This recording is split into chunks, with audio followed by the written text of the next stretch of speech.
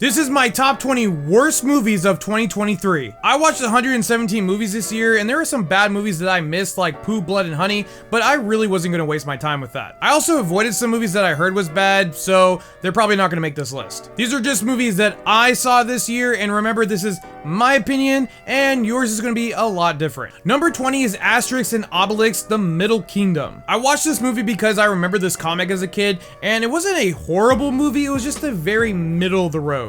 It had some cool stuff in it though. Number 19 is Megan, and now before you get all up in arms, this is the PG-13 version. I saw it when it first came out and it didn't have the R-rated version out yet. Now, I did see the edits to the R-rated version, and I would rank this movie a lot higher if it had all that blood when I first watched it, but unfortunately it didn't, and this movie just felt very censored and kind of lame, it being PG-13. Number 18 is Somebody I Used to Know. I do not like movies where somebody is trying to break up someone else's relationship just to get with them. This movie had some good moments and a few good laughs, but honestly the last 20 minutes is what saved this movie from getting a poorer rating. Number 17 is How to Blow Up a Pipeline. This movie is one big eco-terrorism movement with a bunch of kids who have no idea what they're doing, all with different motives, and they really honestly didn't really achieve anything. It had poor character development. I didn't care about anybody or what happened to them at the very end of the movie. Number 16 is Justice League War World. I don't know how DC is losing their touch with their animated movies,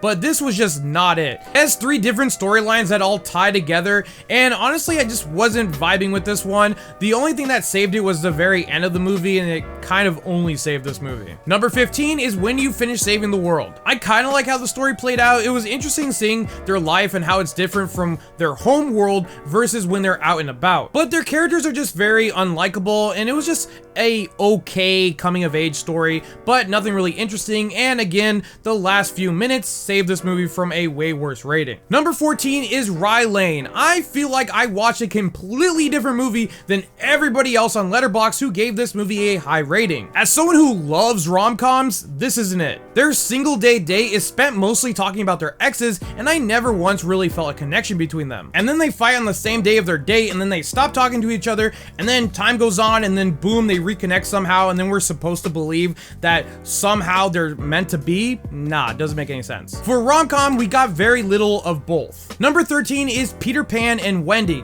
It's soulless, boring, and took everything that I loved out of the cartoon and just made a very average film. Number 12 is Power Rangers Once and Always. Now, I know this is not technically a movie, but I'm still gonna count it anyways. As a big Power Ranger fan, this was just very disappointing. Number 11 is Hell House Origins. They really need to stop making this franchise because these movies are just bad. This commits a few cardinal sins of found footage films that I hate. 1, they don't GTFO out of there when there's signs of actual trouble. 2, way too many post-production fake camera glitches for my liking. 3, they never once try to grab some type of weapon to defend themselves. Just not a great movie or scary at all. 10, Expendables 4. Why was this movie so bad? Please just kill this franchise. The first 2 movies were actually pretty good. The third movie was very iffy, but this one was just a whole nother level of stank. It had maybe 2 cool fight scenes, but other than that, it was pretty much a waste of time. Number 9 is Bottoms. Unfunny, stupid, and it has some of the worst writing I've seen all year. I love me some campy movies, but this just failed in like every way. Nothing really made sense, and the plot switched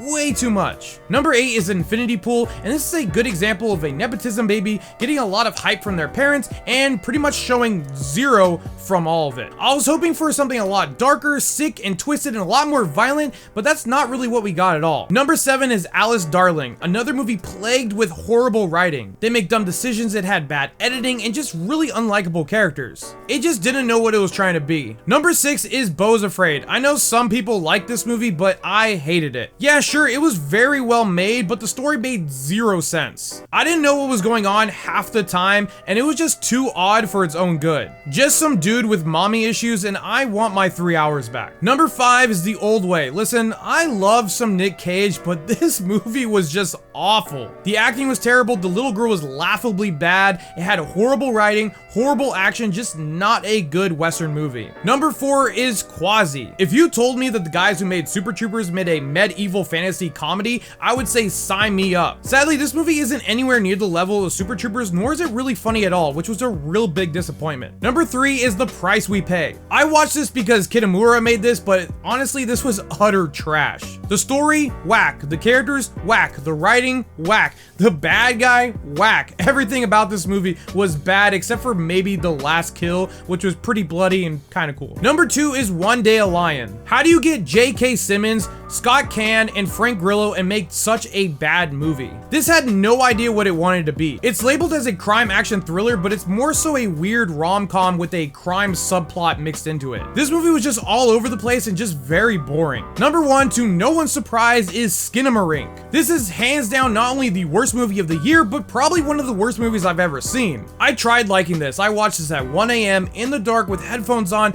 but it was just boring.